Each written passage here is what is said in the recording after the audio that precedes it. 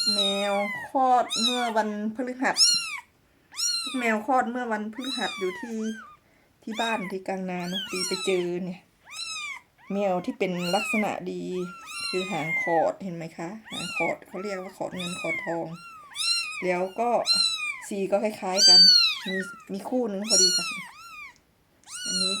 จะเราจะเลี้ยงไว้เองนะคะนางมันคลอดเมื่อวันพฤหัสคลอดวันดีด้วยจะไปคืนแม่เขาเห็นไหมหางขอดเขาเรียกว่าขอดเงินขอดทองค่ะ